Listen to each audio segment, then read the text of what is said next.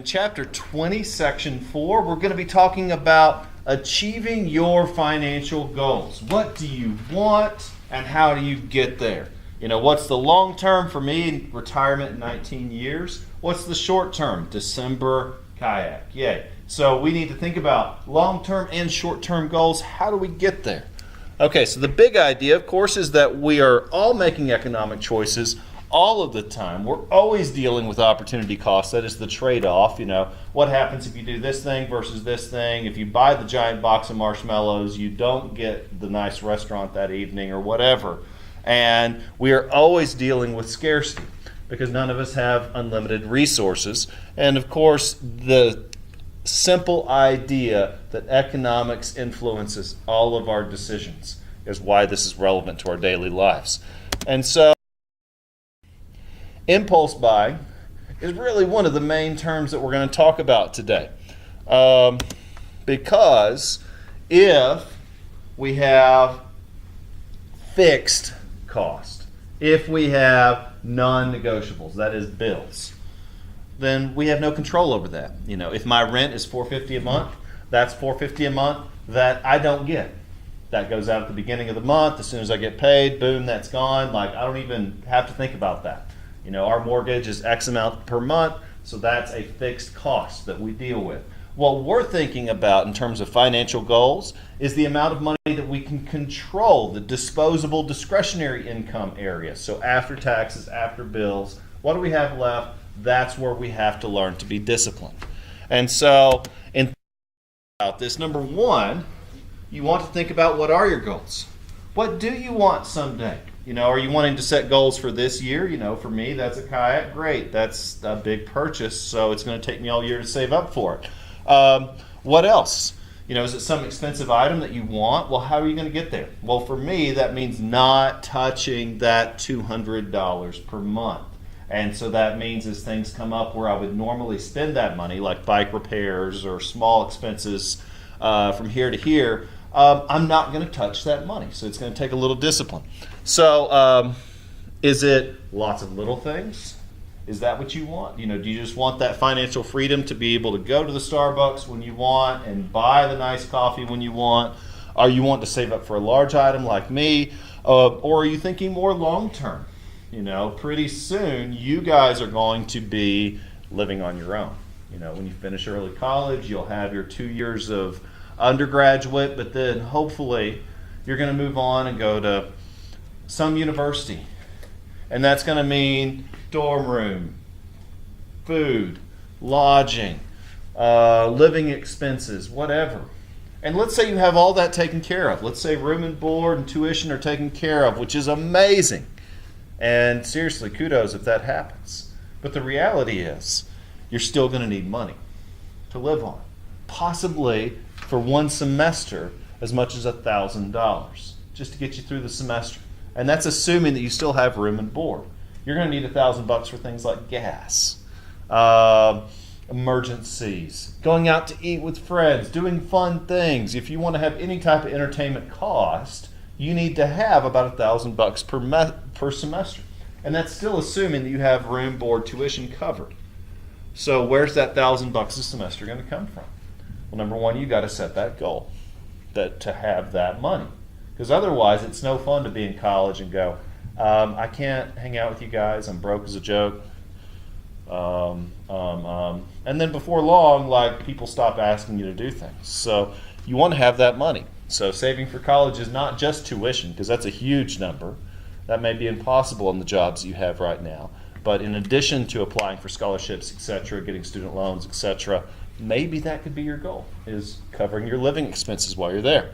Not having to work, which would be amazing. Not having to work while you're in college, being able to focus solely on classes and social life. So, what kind of spender? You know, again, we're dealing with discretionary income. So now that you have, say, $500 a month in discretionary income, which would be pretty amazing at your age, but let's say that's what you're working with. So now you have to think about what kind of spender are you? You know, what kinds of pitfalls can you run into? You know, is McDonald's going to be a temptation? And is that going to eat into that $1,000 that you're trying to save up? You know, is Starbucks a temptation. Once more, how do you avoid these types of pitfalls to reach your goals? So setting goals is the first step. It really is. What do you want? If you have no financial goals, if you're like, I'm happy, I just prefer to live month to month, and that's great. That's great. If your goal is a zero balance at the end of each month, that's awesome. But still, is that how you want to be for the rest of your life? Zero balance end of each month. There are going to be big ticket items that you need to think long and short term for. And so a couple things that can help you reach that. Number one, evaluate your spending. There's an excellent app called Mint. Mint is a handy little app. No longer do you have to keep long, detailed, written spreadsheets. Mint will do all this work for you. You give it access to your bank account, which is kind of something you have to think about before you give it that type of access. Well, it evaluates your spending. It tracks every purchase item that you make as long as you're using a debit or credit card. And it helps you to evaluate it. Puts it on a spreadsheet like, whoa, you spent $50 at Starbucks this month. Whoa, you spent $150 at restaurants this month. And it'll show you all that on a little graph. And so again, that helps you to evaluate where's your money going. To what degree can you control that? And so of course the concern is impulse buying. It doesn't have to be a concern. It could be something that you call fun, but it's things that you didn't intend to buy. And so it's money that you didn't intend to spend. So ergo, it's money that you don't have that you weren't planning to not have. And so impulse buying is the purchasing of an item on the spot because of an emotional rather than a planned decision. Once more, we are all guilty of this. But when thinking about financial goals, we're thinking about the money that we can control. Let's say, for example, I'm dealing with about $550 a month of discretionary income, but from that comes gas. From that comes going out to eat, any other fun purchase items that I make per month. That's with a career type job. So that's about what I'm working with. So every time I go to the store, I'm thinking that's coming out of discretionary income. Anytime I want something, that's coming out of that pot of discretionary income. And that thing that I buy means something else later the month that I can't have. And so since you're dealing with limited resources, you have to make value-based decisions. Impulse buying is not always value-based. It's emotional-based. That's why it's something that your book and I try to caution you against. For example, discipline means trying not to buy something too quickly. Let's say you want something. I do this all the time. I want something. I see it as I'm scrolling through Amazon or as I'm looking through social media. An ad pops up because, of course, ads these days are clever and they're targeted directly to what I like and what I search for. So an ad comes up for something that I probably want. Well, I don't know if any of you guys do this. Amazon has the great little wish list feature or the save and track feature. So you can save an item on there. That way it's there, easy to find if you want to see it later. And it will also track if there's a price drop. And so you can give it a couple weeks. You can add it to that, give it some time, and come back later and see if you still want it. Of course, some impulse buying's fine. Okay, so you want to go to McDonald's after. Like $5 is not going to break the bank. But $5 does add up over time. So that's where, in moderation, impulse buying can be just fine. Again, too much of it. The really scary thing is when you exhaust the discretionary pot of money and you start having to dig into other pots. That's where things get a little concerning. And so setting up some guidelines for yourself can help you to avoid common pitfalls. Now, there's a lot of ways this happens. In stores, when you're in the checkout line, there's lots of stuff just staring at you. And it's all cheap. It's like $1 or $2. What, you want some Twizzlers? That's my personal favorite. Like, oh man, there's always Twizzlers at the checkout line. It's a weakness. Oh, there's some new silly magazine. Okay, like you hadn't thought about that magazine in months, but now you see it and you're like, oh yeah, catchy title. Or maybe it's just some candy. Maybe just like my wife loves Skittles. Like she has a hard time going to the grocery store and not buying herself a bag of Skittles. She just likes them, whatever. It's an impulse buy that she sees and she buys. Okay. So how do you recognize impulse buying for what it is? Number one, is it a need? Is it a want? Could you live without it? Well, there's also quality of life to consider. If you had to go your whole life and not eat Skittles, like that's kind of a sad life. Like there's nothing wrong with eating Skittles, like in and of itself. Are you buying it to make you feel better? Can't tell you how many times I've been in a store and I see like something simple like candy and I'm like, ooh, okay, I want that. Or maybe I'm just scrolling through Amazon and I'm like, ooh, I want this thing. And I start obsessing about that thing, right? And before long, that thing becomes equated with happiness and I want that thing. Now again, in and of itself, it's not terrible. But you have to learn how to do this responsibly versus letting it control you. Because purchasing items can be an addiction just like anything else. Okay. Here's where it gets really scary. When you find yourself in the hole because you spent too much money that month. Right now, you guys should be learning how to do this, and hopefully your parents are helping you with that process.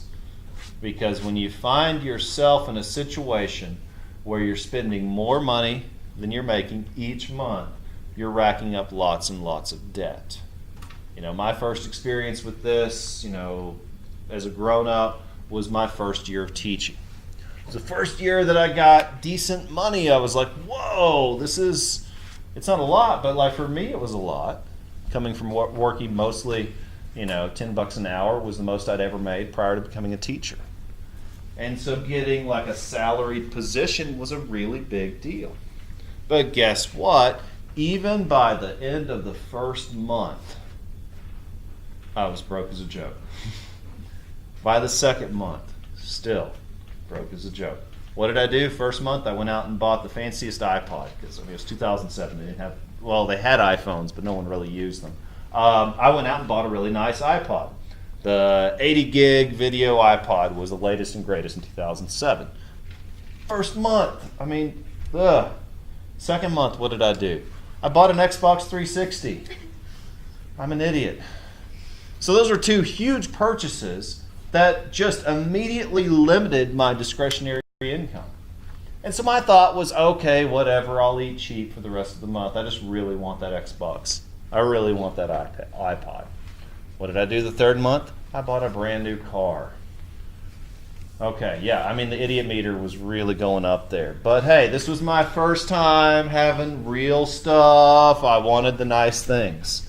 And so I locked myself into a $585 a month 4-year contract. $585 a month is a lot of money, ladies and gentlemen. And I paid it. Oh my gosh, I paid it. But I'm just telling you from life experience. It's one thing to hear it in the classroom. It's another to have to live through it. And then when you get to the point where you can't pay your bills, those are the subjects of nervous breakdowns. Like when your credit score starts plummeting because you can't pay your monthly bills, it's a scary position to be in. And so when you buy things, now's the best time to practice because you're dealing with money that your parents have decided they can live without, and so they're giving it to you. Or you're earning that money through a job or through allowance. Bottom line, your parents are probably still going to keep you alive even if you run out of the money in your savings. So it's a great time to practice this. So when you buy something, think about how long is it going to sustain your interest? How long is that thing going to keep you happy? That cup of coffee that costs $5, is it worth it? And that's the big question. So Impulse buying has its place because, I mean, after all, you're going to spend money and it's going to make you happy. And if that's the thing you want that day, great. There's nothing inherently wrong with it. But again, if it's hindering your financial goals, that's where it's a problem. And so next we need to think, how do we make careful buying decisions? Number one, what are your goals? You know, what is your goal when you're buying this thing? Is it temporary? Is it long term? You know, do you have any long-term goals? Do you have any short-term goals? You know, long-term for me is retirement. That's a big one, right? 19 years from now, I will be retired from this job. And that means that for the rest of my life, I'll get half pay, which is pretty incredible. And I'm really excited about that. That's not enough to live on. I'll still have to get a second career, but that's a long-term goal that I'm already getting excited about. What's a short-term goal? Again, short-term goal is the kayak. It's not going to save the world for me, but for me it's something I want, so I'm saving up for it. So I need to balance long-term goals with short-term goals, just like you guys do too. So long-term planning for you might simply be saving up for living expenses when you get to college. Because let's be honest, your first year of college might be largely paid for. You might be super motivated. Miss Willingham will start to talk to you about scholarships, and that's something you should already be considering. Financial aid, already you should be considering that. So your tuition, your room and board, and your housing. These are things that you might not be able to save up for feasibly at this time. But realistically, this summer, you could work your tail off and you could save up and go into college with a little money in your bank account. And I do highly recommend that. And that's a realistic long-term goal for you guys. Okay. Now, short-term spending can make it difficult to achieve long-term goals. You know, when I was your age, I bought my first vehicle. It was a Ford Ranger 1991 pickup truck. I mean, that was in 1998, so it was still an older model even when I got it. Well, it had about 100,000 miles on it. It was in decent shape, and it only cost me like $2,000, so it wasn't really expensive. But even that $2,000 took me an entire summer to pay for. So out of every paycheck I was dedicated, every paycheck, every 2 weeks, $100 went directly to my truck. The rest went to pay for gas and living expenses while I was saving up. So $100 every 2 weeks for this truck. And that was my commitment, and I stuck to it and I paid off the truck. So that was my goal. Now, here's the thing. Any time where I was spending too much, going out to eat, seeing friends, I was obsessed with going to the movies back then, so that could threaten that $100 every 2 weeks. So that's where it would have gotten dangerous. So it wasn't simple. At the end of the day, I got my truck. So you got to think about, what are your goals?